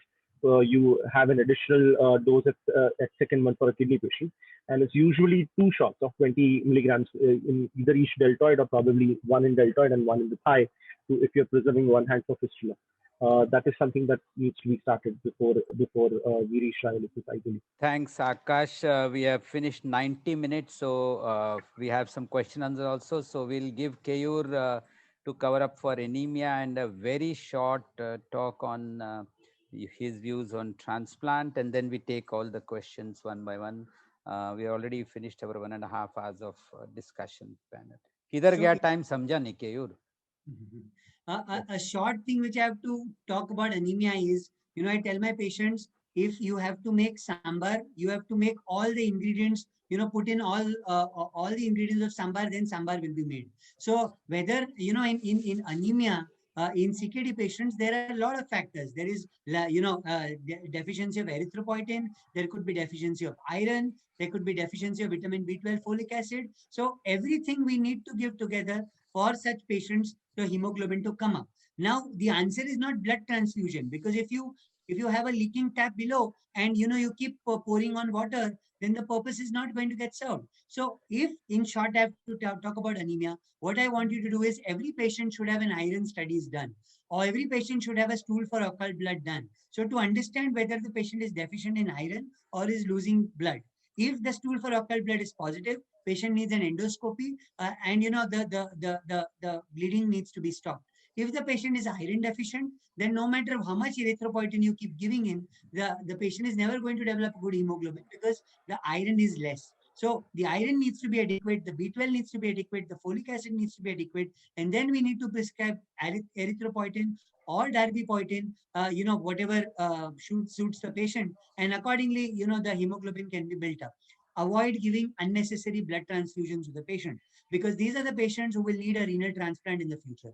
What we are doing by giving blood transfusion is we are introducing fresh antibodies within the patient's body, and so the patient is going to receive a kidney from a person who is not completely genetically matched to this patient. So that is another antigen which is going to get exposed to. And when we keep giving blood transfusions, that's the third antigen which is going into the patient's body. And then he's going to synthesize antibodies against it also. So whenever such a patient who undergoes transplant, who's received multiple blood transfusions, is going to reject that kidney. So we need to avoid blood transfusions in CKD patients unless it is life threatening. So we're dealing with very low hemoglobins, the patient is going into cardiac failures, patient is extremely breathless. That's only the time when we kind of give blood transfusion to the patient.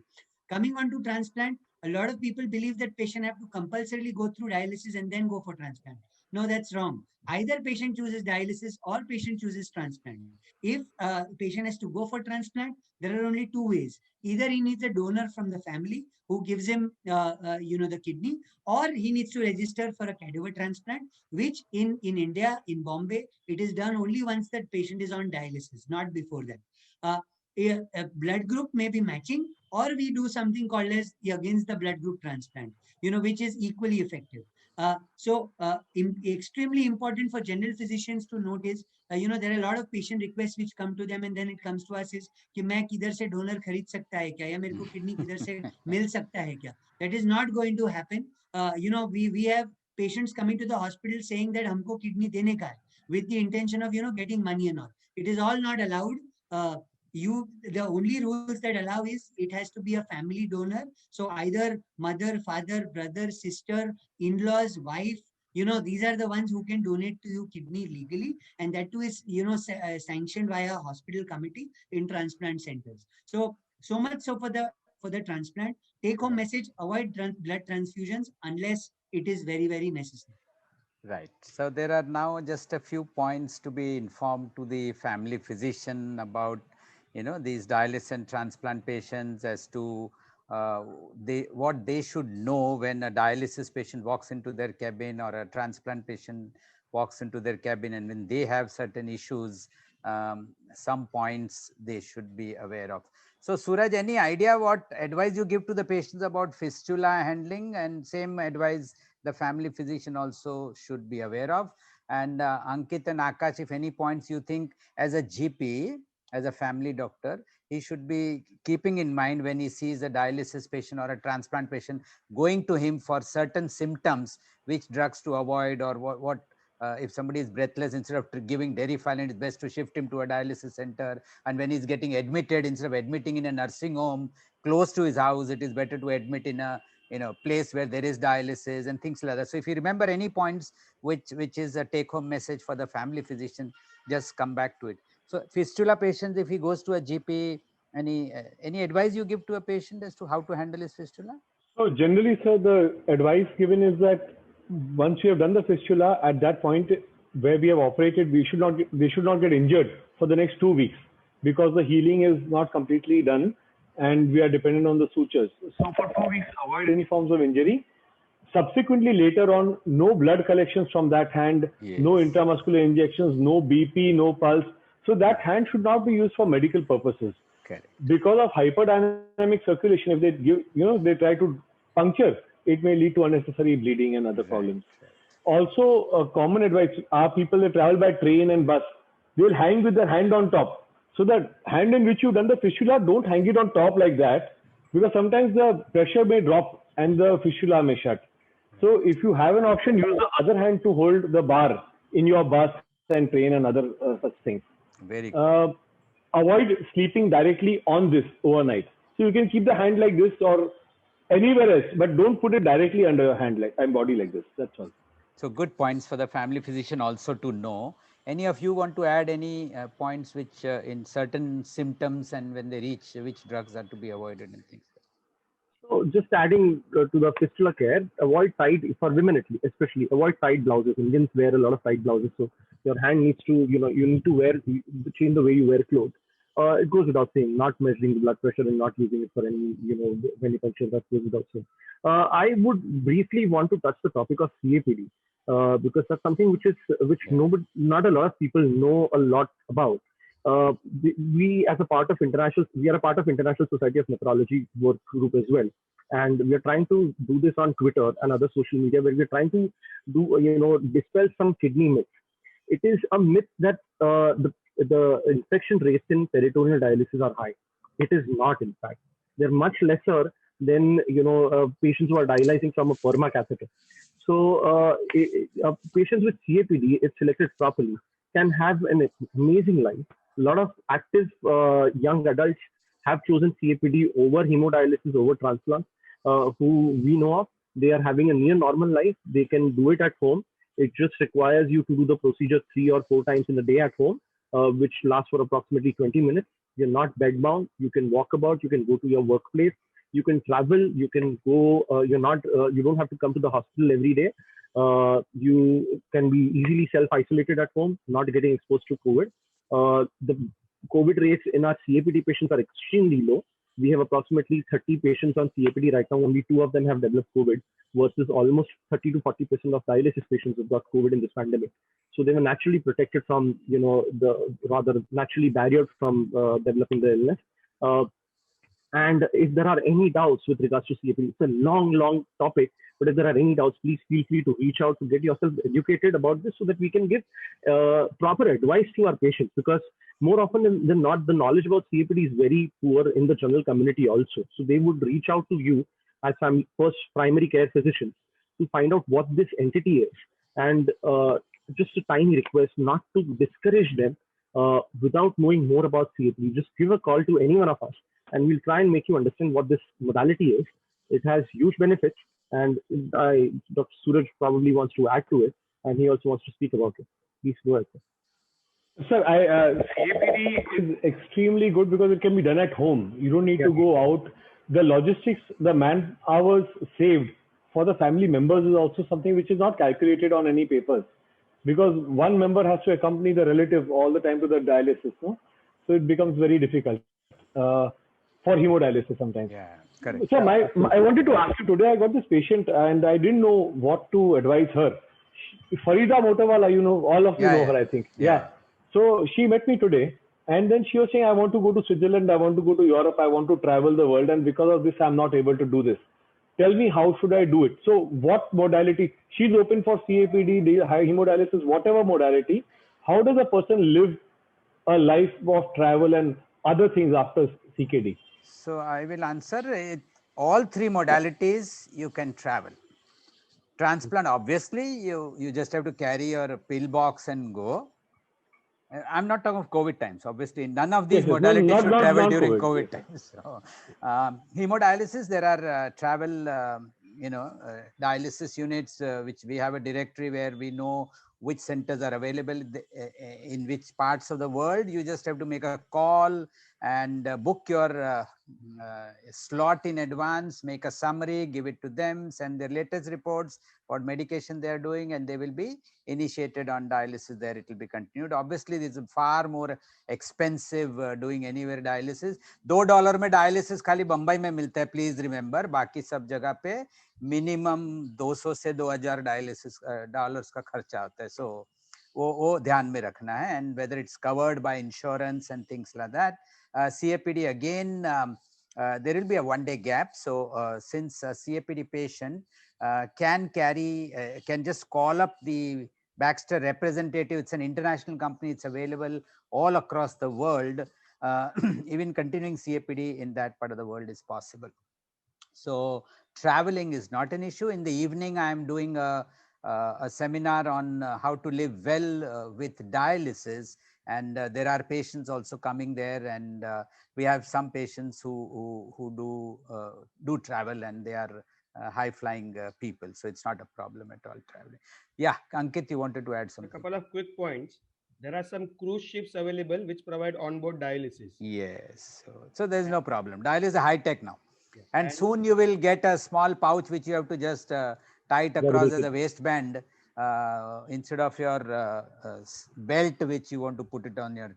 And that's a wearable artificial kidney disease. Maybe it's during my lifetime only, unless I live shorter. But otherwise, it's possible that we will hear about it much sooner than expected. So to the general practitioners, avoid a few drugs because in CKD they are a problem. For example, this hiccups is another common problem which we face in CKD patients, and he will end up with the family physician, and quickly they will give the drug. Akash, kya naam hai yaar uska wo? Baclofen. Baclofen. So baclofen is a very common drug which is given for hiccups, but if you give him, he is admitted in the ICU with encephalopathy and uremic toxicity. They'll consider as if he has a neurology. I'll come to that. As if he has a neurology problem, and an MRI will be done. He will end up spending about 50,000 to 1 lakh rupees before he comes home for that single tablet of baclofen. So be careful. I've seen one tablet making a patient comatose. Just one tablet. Yeah. So same if you give a full dose of gabapentin, a full dose of pregabalin, and all the drugs which are used for diabetic neuropathy without realizing the after effects, or you use acyclovir full dose as is advised by the dermatologist, then these are drugs which our CKD patients cannot tolerate. So be a little more conducive in giving these drugs to these people, or better still, any CKD patient is best managed by a combination of a family physician and a nephrologist, so that there is a hotline between the two, and should be managed like that. If any other points are remaining, because there are hardly, I think, 5-10 minutes remaining, and there are a lot of questions which Akash, one by one. Other common medicine, nitrofurantoin in CKD, we would like to avoid. Correct. Nitrofurantoin will cause peripheral neuropathy. It will not work. It is not excreted through the kidney. So again, that's a problem area. There are many drugs. Yes, Ankit. Maybe slightly liberal with NSAIDs in dialysis patients. Yes, so that is another point which is important, that NSAID is now kidney ही नहीं बचा तो उसको क्या बचाएंगे? You can use it, but then there is a higher incidence of GI bleed and other things which are there. But you can give, the patient is in pain, instead of giving many other drugs, this is better. For example, we do advocate tramadol and gabapentin and things like that, but they cause a lot of constipation and other higher function disturbances, but yes, can be given. So few questions on COVID and kidney. So just rapidly kind of rushing through. So I think all of you all can just go through the questions and one by one pick up some of the questions, because we have hardly 5-10 minutes remaining. Briefly finishing everything which is COVID and kidney related. Okay. Remdesivir is shown to be safe. It can be used, but obviously keep a watch on liver and kidney function.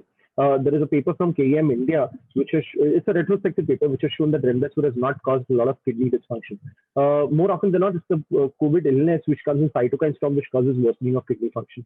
More importantly, you need to watch out with complicated urine infections. We've had a lot of fungal UTIs, complicated fungal UTIs. Dr. Suraj Suchak and we have managed together. There was a fungal ball in a patient post-COVID. A lot of these patients would have received tocilizumab, would have received a lot of steroids, which predisposed them to developing complicated UTIs. So keep a watch out for them once in a patient who's recovered from COVID. A lot of asymptomatic urinary abnormalities. A lot of COVID-related COVID patients have hematuria or mild proteinuria, which would subsequently get better over a period of few weeks. They won't require aggressive investigation or a biopsy later on. But if it persists beyond 6 to 8 weeks, it will probably merit evaluation. That is briefly what a primary care physician would need to know about COVID and kidney disease per se. Otherwise, it's a very complicated topic and would require a longer discussion. So there are many other questions. One by one, people take it, please. Whoever wants to take it. Can spironolactone be helpful in advanced CKD? Helpful, yes. A lot of papers for uncontrolled hypertension, but it's a nightmare to manage potassium in a CKD with spironolactone. Carry on. There was a recent paper on a drug called spindrenone. It's also, it's a brother of spironolactone. Basically, the aldosterone is pro-fibrotic for the kidney, and aldosterone inhibition can also prevent progression of CKD. But like Sir said, it's going to be a nightmare managing your potassium, and you really need to be very careful and watchful for worsening of hypokalemia. Right. So there are something for Suraj. Somebody is asking about children and renal stones. Anything, Suraj, you want to talk of? And a catheterized patient, if has UTI, or basically managing recurrent UTI. I think what he must be meaning is having pus cells in the urine in a catheterized I think patient. we should just ignore the pus cells in a patient who's catheterized. Correct. Because every patient who's catheterized is going to show pus cells. Yes. So Yeah, we don't treat them So at we all. don't Yeah. treat them. No Yeah. antibiotic. Yeah. And Do you don't see? keep the Yeah, catheter in if it's possible to remove it. That's right. absolutely. Yes. Yeah, A yeah. lot often, more often than not, we catheterize unnecessarily and we keep them unnecessarily also. Yes. Somebody has asked, Akash, this must be for you. 6 to 8 parcels in urine, asymptomatic pregnant women, what to do? Urine culture is to be done. Asymptomatic bacteriuria is to be treated, not pyuria. Pyuria can be because of many problems. Get a urine culture done immediately. So somebody And has collection just, method. yeah, somebody has just thanked Suraj for teaching things which are not normally taught. One more thing I would like to How say to about manage. urine. When we Yeah. collect urine routine, everybody has this tendency of early morning sample, early morning sample. So we don't want an early morning sample anymore. For urine routine, it should be a freshly voided sample. So any sample except early morning sample. So yeah, Because this is the answer to that question. How much time period between sample collection, urine analysis is okay for better results? सुबह में early morning 5 बजे उठ के वो sample देता है, collection centre में जाता है, उधर से मेन लैब मेट्रोपोलिस में जाता है, शाम को उसका एनालिसिस होता है, useless. so early morning sample now is recommended only for tuberculosis and no other condition for GUTB. और कुछ रह गया. If anybody is missing, am I missing something? Somebody has since lockdown history of decreasing water intake. Not following salt restriction. Okay, okay. Not following salt restriction तो ठीक है, बहुत प्यार मोहब्बत होता है, उसकी फैमिली वाले करते हैं, because he is at home. So somebody's asked whether spironolactone can be helpful in advanced CKD. No, I answered that. Okay. Other thing is colony count should be significant. It should be more than 10⁵ before we need to treat it. In RA, SAZO and HCQS medicine at what dose? So CKD में we are permitting in SLE, HCQS, SAZO little lesser dose because it's a sulfa, but at least in SLE we definitely permit HCQS. How with to manage? ophthalmic evaluation periodically. Yes, of course, with correct. That's a good point. How to manage long-term kidney child with nephrotic syndrome of successive management prolonged steroids. So if the steroids have worked, patient is in remission, then of course there is nothing long-term. You just have to keep a watch on relapses and remissions. If it hasn't worked, then obviously the child will require further workup, including a kidney biopsy. Urine culture showing Klebsiella 30,000 count asymptomatic patient. Anybody wants to answer this? Asymptomatic, whether it is 30,000 or 1 lakh, asymptomatic bacteriuria, unless you are pregnant, should not be treated. Right. So some of us cannot become pregnant now, so we'll leave that. और कुछ है आगे? What meds to use for hiccups? Anything other than baclofen. You can use metoclopramide, you can use your Domstal, you can use Nutrien gel, whatever you can do. Yes, all those syrups. If arthritic patients on long-term NSAID have to take antacids, try to find the cause of arthritis. If it is other than osteoarthritis, there will be specific drugs which might help other than NSAIDs. And if you have to give NSAIDs, short-term antacids is not a problem. Ankit Modi had clarified that you should not give it for long-term. There are people who have been taking 20 years because without that they feel that they get acidity. So those things are to be avoided. There is an interesting question, extremely difficult to arrest AV fistula bleed. If it's an AV fistula rupture, there is a concept called as bottle cap arrest of the bleed. Just you have a Bisleri bottle at the site of the bleeder. Just put a bottle cap and tie a bandage over it. It will arrest your bleeding extremely well. Ask the patient to go to the hospital immediately. Let it be seen by a urologist or a vascular surgeon, and he'll arrest the bleeding. But at the bedside at home or in your private clinic, just remove a bottle cap of of a Bisleri bottle or a Pepsi bottle, put it at the site of bleeding, and put a bandage over it, put a Dynaplast over it. Not tight enough to occlude the fistula, but tight enough to just make sure the cap is found the seal around the skin. That should arrest your bleeding. What is the meaning of this? Currently, patients follows LTM, restricted lifestyle modifications. Lifestyle modification. Okay, okay. Restricted sodium and potassium should continue with ARBs. Yes, of course. Which patient? Management of hyperphosphatemia and CKD patients. Diet modification should come first. Packaged foods to be avoided. Non-vegetarian diet contains a high amount of phosphorus, so that needs to be changed. And if after all these modifications, there is now enough data that calcium-containing phosphate binders are to be used lesser, more focus on using non-calcium-containing phosphate binders, which is sevelamer and other like phosphate, phosphate or lanthanum carbon. I think somebody has written about BP was 140/90 on antihypertensive, telmisartan, now BP 110/80. I think I forgot to ask that question, which I had kept it in mind. things about BP being measured, lying down, standing, postural hypertension, etc., and what range you would want to keep the BP. Anybody can take that question. What should be the blood pressure? So one is, of course, as we mentioned, whoever wants to take the question can take it. So ideally, yes, we should be targeting 130, 80 as our blood pressures. But again, elderly, if it's above the age of 60, that has been relaxed to 150, systolic BPs of 150. Always look for postural hypotension, as Dr. Khanna was saying, because a lot of times they would have autonomic neuropathy with diabetes. So we keep, measuring their BPs just in supine position. And the moment they would be sitting, the BP would be dropping. So look for postural hypotension, look for dehydration. Another very important point is each time he comes to your clinic, look at the weight, because this is a very simple thing that we forget measuring. And a water loss or water gain can be easily assessed with the amount of, with the weight that we measure. So sudden, weight gain would always say that high amount of water, high amount of salt the patient's consuming. So for looking for supine and sitting BPs, target BPs elderly above 60 can be easily 150, 90. For the younger population, 130, 80, 130, 90 should be our target blood pressure goals. I think this is the last question somebody has put up. CKD hypertensive on ARB. नहीं, उसके बाद और दो question आ गए. CCBs and alpha blockers with potassium level persistently in the range of 5.6 to 5.8 always. Should we stop ARB or continue it at this potassium level? Anybody? Ideally, to try to continue the ARB. Yes. As we said, dietary counseling is very, very important. Look for any other drugs which are causing the high potassium. Correct. And treat the acidosis. Treat the metabolic acidosis with some sodium bicarbonate. That will help. This all things will reduce the potassium levels to acceptable level and will allow you to continue ARBs. Yeah, I think he has very rightly said. Yeah. So couple of things he has pointed out. Diet, I think we are forgetting. Then whether he's taking potassium salt versus the normal salt. So these are hidden sources. Whether a dietitian will help find out whether he's consuming a high potassium diet or no. Small diuretic will help in not increasing the potassium to that level.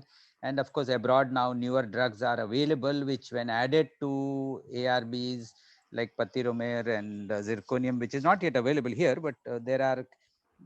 In abroad, they are trying to continue these useful drugs like ACE, ARBs, Vimadas, and so on, just to try and give the benefit of ACE, ARBs and continue with those additional drugs to control potassium.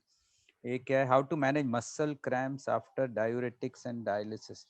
Cannot advise electrolytes for CKD patients. Sir, Amir Chand called back and he wants me to ask a question to Suraj, saying that everything he's done, but now he wants to have alcohol because someone told him alcohol prevents renal stones. Beer piyega to stone nahi hoega. Beer piyega to stone nahi aayega. So, bolo. So beer, it causes a diuretic effect. Everybody who has beer, after some time you want to go and pass urine. So this diuretic effect is attributed to the Fouché-Nonne effect on stone. However, it actually increases stones by having a hyperoxaluria because of beer. And the second thing is that any alcohol will cause secondary dehydration. So when you go to sleep at night, you'll wake up 3-4 times to pass urine. Morning, you will have dark urine, dehydrated. So alcohol will actually increase your stones and precipitate stones for people who are consuming alcohol. Yeah. Chalo, I think we have reached 4 p.m. 2 hours. Kaise nikal gaya pata nahi chala, but it was good to have more than 70 people logged in. What we'll do is we will make a YouTube of it and put it up on our YouTube channel of Mumbai Kidney Foundation. And all those who have missed it can ask their friend that it was very good. Tell all of them that it was good, because actually it was a good session.